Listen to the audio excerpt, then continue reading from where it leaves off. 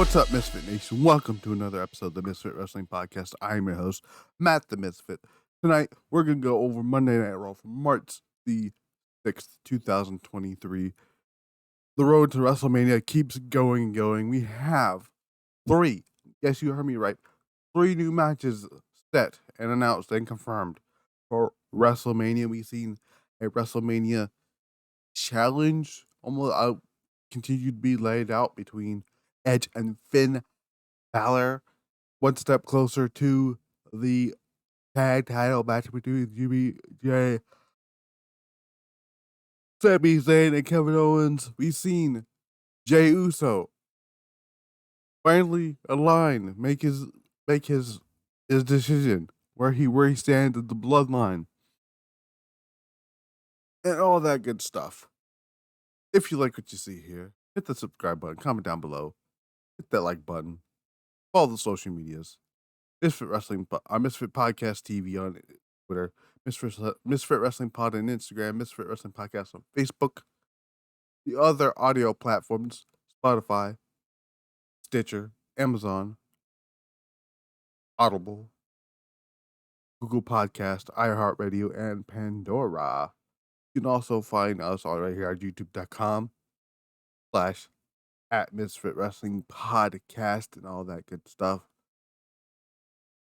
Raw was an interesting show. Raw was more newsworthy than it was good. The good things were the things with John Cena on the show. The segment with him and Austin Theory was great. Logan Paul and Seth Rollins was fine, I guess.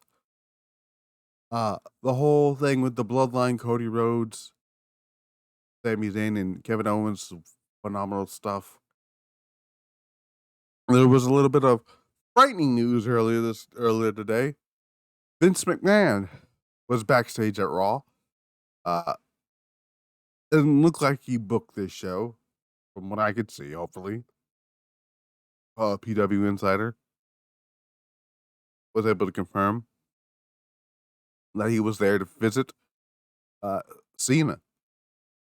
So hopefully, that was the only time he'll be backstage. I hope he doesn't have an act to be backstage for anything else. I hope he's not there for SmackDown this coming Wednesday or Friday or anything like that.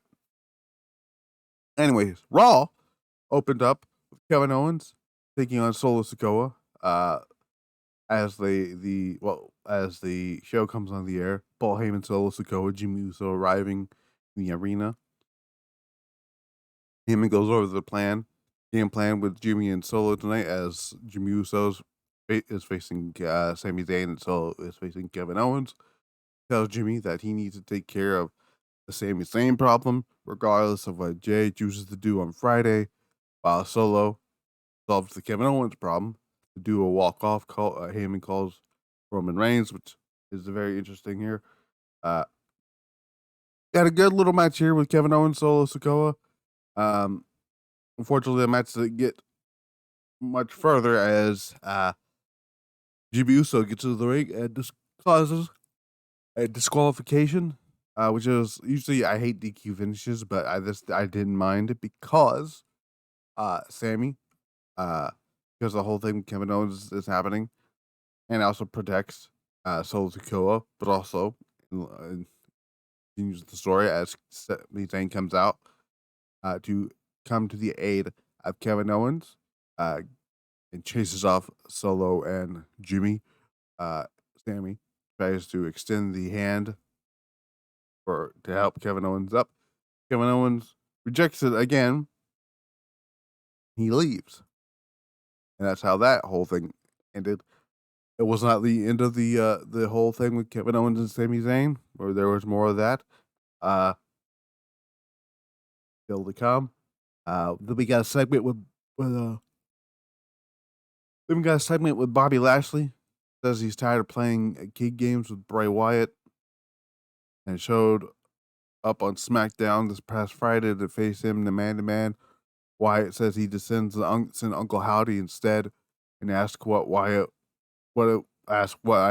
it take to meet him in person, as Wyatt's logo flashes up on the screen. We found out earlier today that Bray Wyatt will be a playable character on WWE 2K23 in the DLC section. He'll be part of the third DLC pack that comes out on July 19th. So pick up that if you want to. And then we got Carmella backstage with Byron Saxon. Carmella says that she will beat Bianca Belair tonight before Chelsea Green walks in. The pair began their little bonding session. Chelsea suggests that they go over Adam Pearce's head and complain about his performance as WWE official. Carmella agrees and then asks Chelsea Green to be in her corner for her match with Bianca Belair a little bit later on tonight. Actually, this was very up next. No one cared about this next match here. Bianca Belair beat Carmella here with KOD. It was whatever. After the match, Chelsea Green and Carmella start beating down Bianca Belair. Asuka comes out. It's the the blue mist, into Carmella's face, who ducks and ends up getting into Chelsea Green's face. Then Asuka stares down her WrestleMania opponent to do, I guess, a non-one another. They're probably going to set up a can they coexist tag team match in a few weeks because you just know that's going to happen. Then we got Sami Zayn and Kevin Owens backstage. He asks Owens, he understands what he's been telling him and says the only way to take down the Bloodline is together. Sami tells Kevin to listen to him, but Owens cuts him off and says he knows they're too much for one person to handle. He says that he may be able to take them down. He says they may be able to take down the stable together, but he doesn't want to do it with Sami Zayn. He tells Sami that he doesn't care what he does and tells him to leave him out and basically tells him to go back to Roman Reigns and whatnot. Then we got a segment with Logan Paul and Seth Rollins. They come out here. They're doing the whole thing with Miz TV. Rollins is over, as always, coming out here looking like a piece of bacon. The crowd singing the song here. Basically, this just sets up a match for WrestleMania, which was later confirmed. Seth Rollins, Logan Paul for WrestleMania is confirmed. That's all the whole segment is set up. Omos decided to destroy Dolph Ziggler because Dolph Ziggler is apparently still around.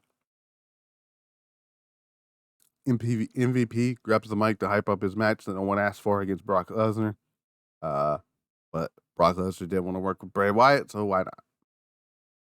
And they got Maximum Male Models backstage who are complimenting someone. Baron Corbin walks in and says he appreciates the comments, but they tell him that they were talking about Otis.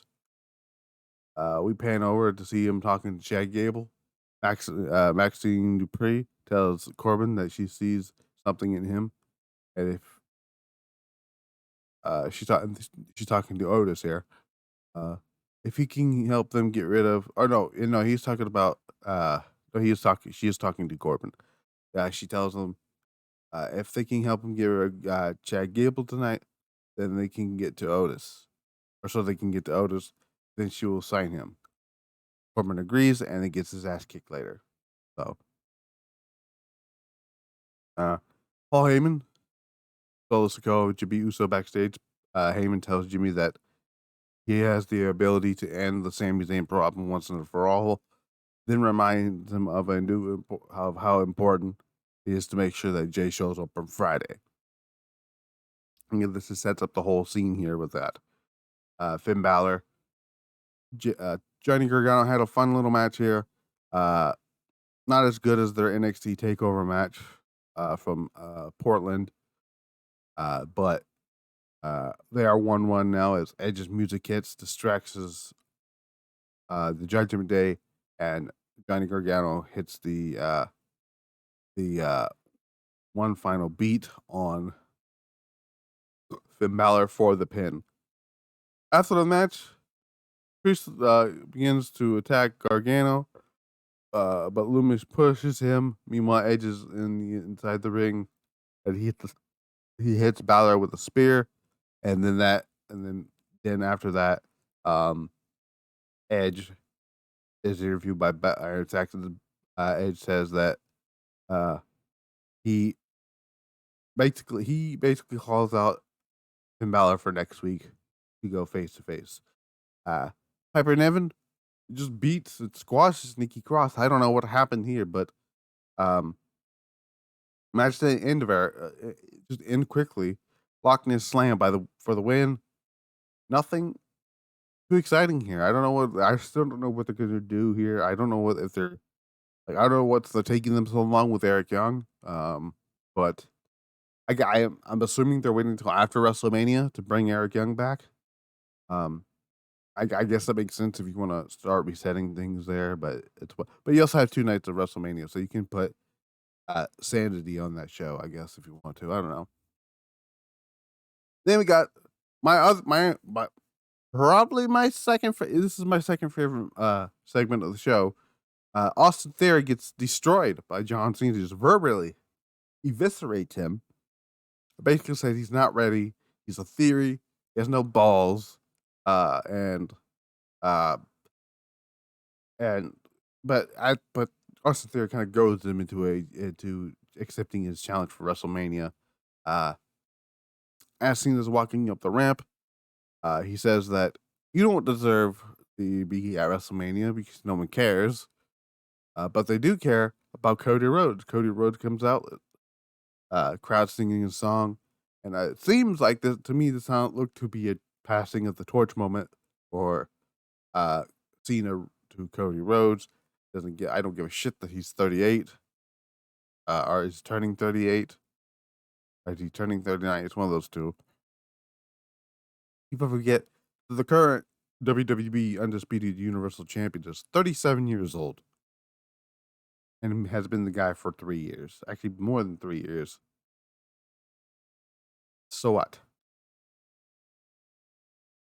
Cody and Roman are pretty much almost exactly the same age. So, Chad Gable beats Baron Corbin beats Chad. Chad Gable defeats Baron Corbin in a boring match. I had a lot to say about there. At some point in the show, they did confirm for Jeddah, Saudi Arabia, WWE's King of the Ring pay-per-view event on May the 27th, the day before Double or Nothing. Who I think should win that tournament. The King of the Ring should be won by Gunther or Jay White, depending on what they want to do with Jay White, if he's still coming in or not. And for Queen of the Ring, 2 people. Either to me, I think it should be Io Shirai or Shayna Baszler. But that's you know what? Actually, there it is. Shayna Baszler or Io Shirai. That's who to me I think should win Queen of the Ring. So next up, we got a terrible segment between Becky Lynch, Lita, and Trish Stratus.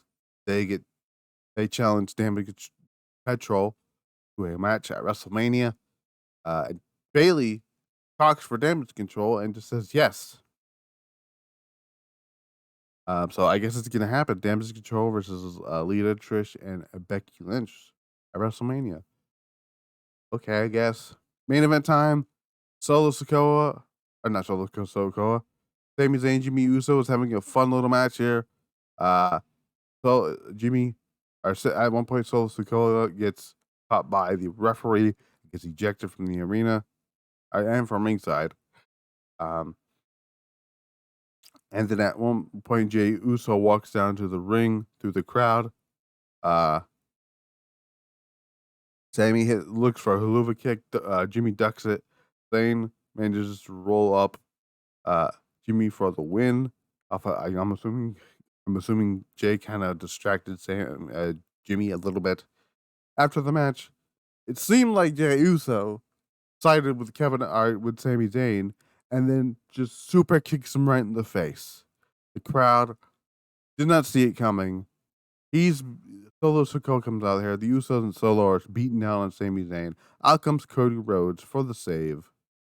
And that's how Raw went off the air. There was a segment earlier on in the night where it was actually pretty funny. A segment with Elias and Ezekiel. Elias was telling Ezekiel to go to a Bronson Reed and basically challenge him to a match. Ezekiel, not Ezekiel. What am I saying? Not Ezekiel. What the fuck is his name? Rick Boogs. To have Rick Boogs challenge Bronson Reed to a match, but he tells Bronson Reed that Elias challenges him to a match. So it was pretty funny. But in the background, Kevin Owens is getting talked to by Cody Rhodes, and I think Cody Rhodes is going to be the reason why Sami and KO reunite. And I think at some point between now and WrestleMania, they're going to do a 6-man tag match between Sami Zayn, Cody Rhodes, Kevin Owens against the Usos, and Solo Sikoa. But that was Monday Night Raw. That was a very quick review here. Not much else happened on this show. Like wrestling wise is all right, but it was about the build towards WrestleMania, and we, like I said, we had 3 matches now confirmed with the show: Theory and Cena, which we knew was going to happen. Austin Theory, Seth Rollins and Logan Paul. We saw that coming. The 6-woman tag match, not a lot of people saw it coming. We don't know if that's going to still be the plan come WrestleMania, but who knows? This is going to be a short review here for Monday Night Raw here. Yeah, just there's not really much to talk about here. What do I think about AEW Dynamite, AEW Rampage? I'll give you my thoughts on that tomorrow. I know I was meant to do it today, but my sleep schedule has been kind of off and on here. But this is a really short episode review. So, what's happening next week? Next week is going to be Chelsea Green versus Bianca Belair. Edge and Finn Balor come face to face. I believe there's another match announced for next week. I'm not sure. Let me look. There was another match announced for next week, and I don't know what it is. Anyway. But yeah. I've been Matt the Misfit. This has been the Misfit Wrestling Podcast. If you like what you see here, do all the stuff that I said at the beginning of the show. Sorry for the short Raw review. But yeah. Until then, I will see you guys tomorrow for AEW Revolution review that I had to actually have to do. And I will officially see you back here for Dynamite. The first Dynamite post Revolution after 3 amazing matches between the House of Black versus the Elite, Hangman Page and Moxley, and the amazing Iron Man match between MJF and Bryan Danielson. But until then, I've been Matt the Misfit. This is the Misfit Wrestling Podcast. We're out.